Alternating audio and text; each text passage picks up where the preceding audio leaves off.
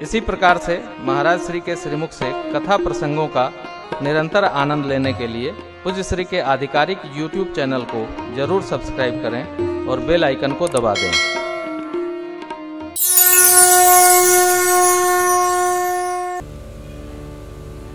आप मान लीजिए मेरे प्रभु को श्री अयोध्या जी से वन जाने की कोई आवश्यकता नहीं। परमात्मा यदि लक्ष्य करके रावण को एक बाण मार दें तो यहीं से नाभि का अमृत सूख जाएगा, और एक 30 मार देंगे तो हाथ सिर सब निपट जाएगा। जानना नहीं है, लेकिन यश का विस्तार कैसे होगा। असुर मार था पहि सुरन, ये यश है। राखहि निज श्रुति सेत, जग विस्तार विशद जसु, ये राम जन्म। भगवान को इसलिए 14 वर्ष जाना पड़ा कि जगत को ये शिक्षा देनी थी कि तुम यदि राम राज्य जीवन में चाहते हो तो 14 साल तुम्हें भी वन में जाके तपना पड़ेगा। ये यश है, ये राम यश है। राम जी ऐसा नहीं किए होते तो अच्छा भगवान को वनवास हुआ तापस वेश विशेष उदासीन भाव में, और राम जी वनवासी, तो माता जी को क्यों जाना, लक्ष्मण भैया को क्यों जाना, जाना ना। गिरा अर्थ जल बीज सम कहियत भिन्न न भिन्न, आदि शक्ति जही जगोपजाया सो अवतरी। मोर श्री सीता राम जी एक इकाई है, 2 इकाई है ही नहीं। और वास्तव में गृहस्थी में पति पत्नी एक इकाई है, 2 इकाई है नहीं। पत्नी मनुस्मृति के अनुसार पत्नी पति की आत्मा है, पुत्र पिता की आत्मा है। आत्मा वही जाए तो पुत्र। मनु जी महाराज ने स्पष्ट किया है, अर्धांगिनी पति की आत्मा है, दोनों एक इकाई है। और जहाँ एक इकाई रहे वहाँ तो जीवन धन्य है। जहाँ द्विभ है, जय श्री कृष्ण, 2 होना ही नहीं है ना, एक ही रहना है। अब एक है तो एक एक से क्या लड़ेगा, प्रेम भूषण से क्या झगड़ेगा, तो बाल नोचेगा। भाई हमसे क्या लड़ेंगे, हम तो लड़ने के लिए दूसरा चाहिए, झगड़ने के लिए दूसरा चाहिए, प्रेम करने के लिए एक चाहिए।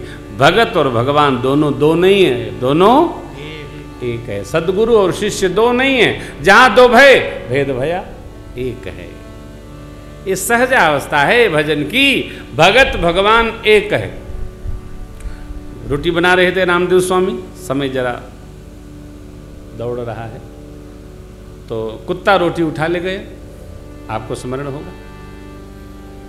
रोटी कुत्ता ले जा रहा है, नामदेव ने पकाई, रोटी कुत्ते ने उठाई, पीछे घी के कटोरा लिए जा रहे,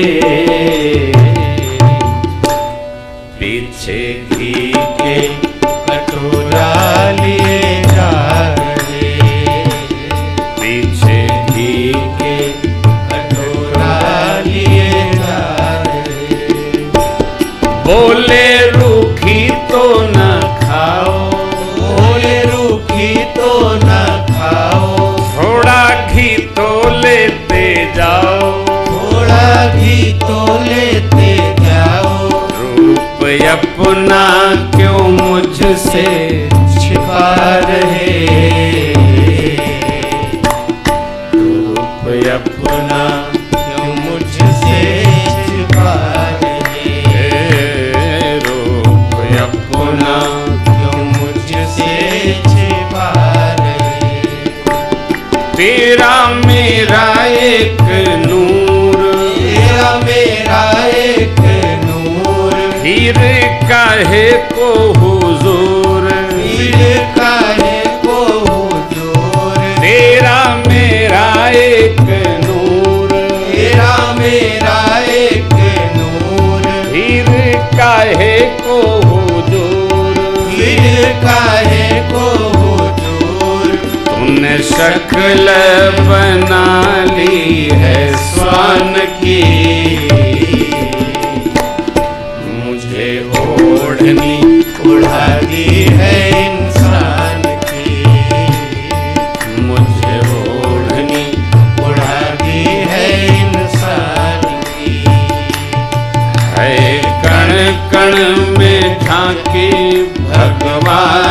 की,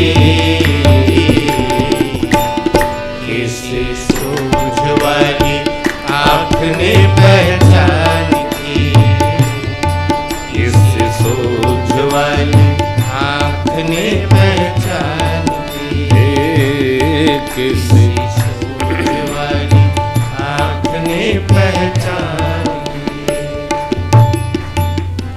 एक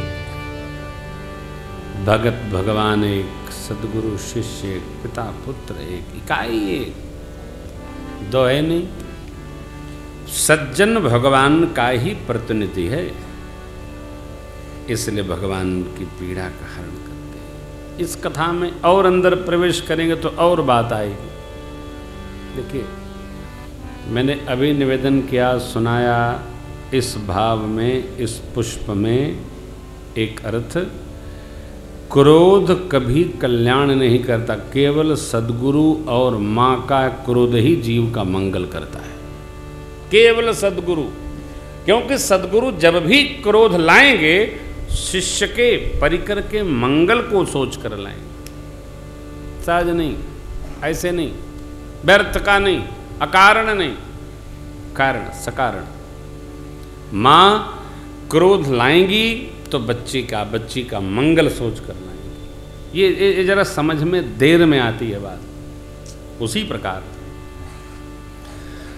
संतों ने क्रोध किया, सनकादिक ऋषियों ने, कारण बाबा सुना रहे हैं।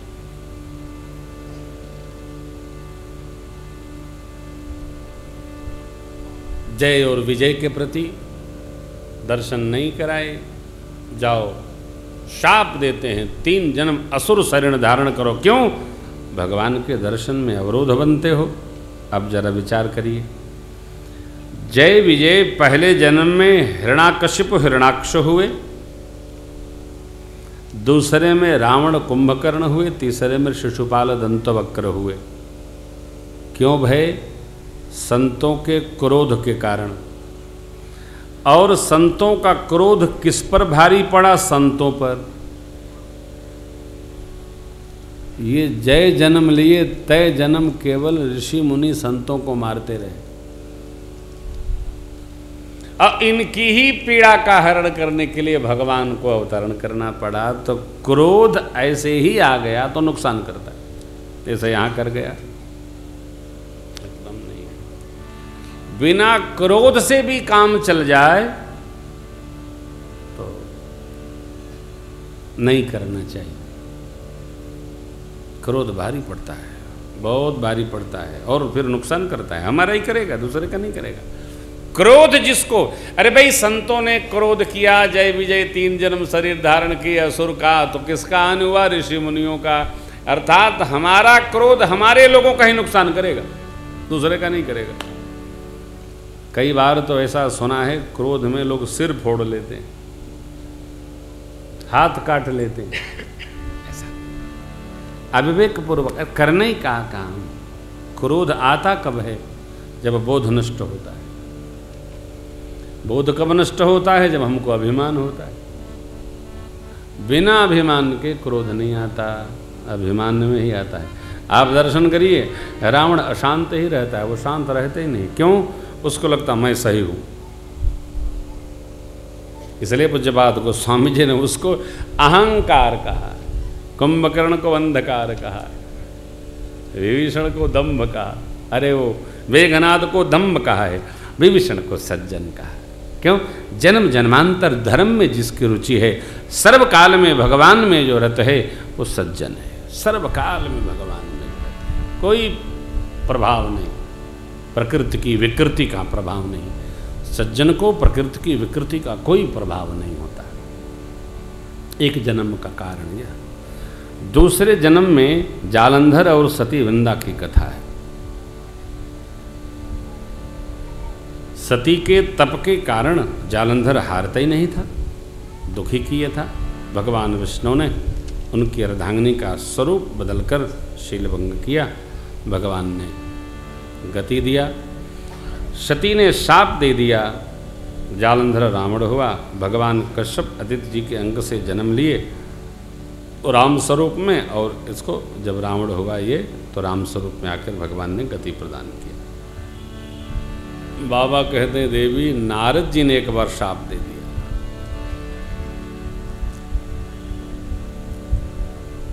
नारद शाप दीन एक बारा, कल्प एक तेहि लगी अवतार। गिरजा चकित भई सुनि नारद विष्णु भगत, कारण कवन शाप मुनि काय अपराध। इसमें नारद जी का विशेष कोई अपराध नहीं है, ये भगवान की सब लीला है। भगवान की ऐसी विचित्र लीला है, समझ में नहीं आने वाली लीला। बस हमको आपको यहाँ सावधान रहना है। किस बात के लिए? मेरे साथ जो भी बुरा हो रहा है वो हमारे कर्मों का फल है, और मेरे साथ जो भी अच्छा हो रहा है सब मेरे इष्ट देव भगवान की कृपा है। बस इतना बना रहा तो नारद जी वाली स्थिति हमारी नहीं होगी। नारद जी ब्रह्मलोक शिवलोक सब जगह वो काम जय वाली कथा सुनाते सुनाते क्षीर सिंधु पहुंच गए। भगवान को भी सुना दिए।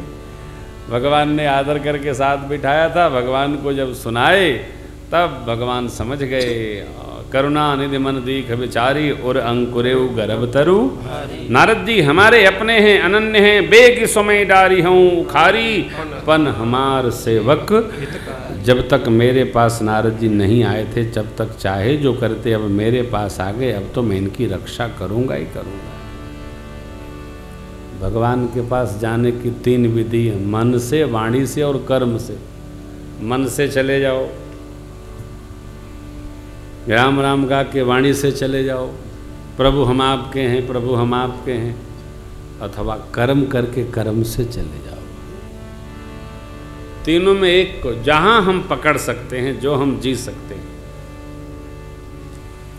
नारद जी तो एक बार करतल बर बीना, गावत हरि गुण गान प्रवीणा। क्षीर सिंधु गमने मुनि नाथा, जह बस श्रीनिवास अरे हरसी मिले।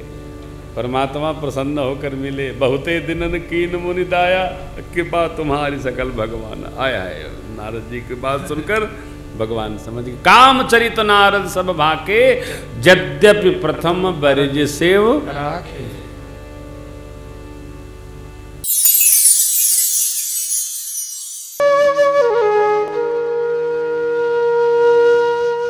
इसी तरह सुनते रहिए। चैनल को सब्सक्राइब करिए, बेल आइकन को दबा दीजिए और पुण्य अर्जन के लिए अपनों में शेयर करिए।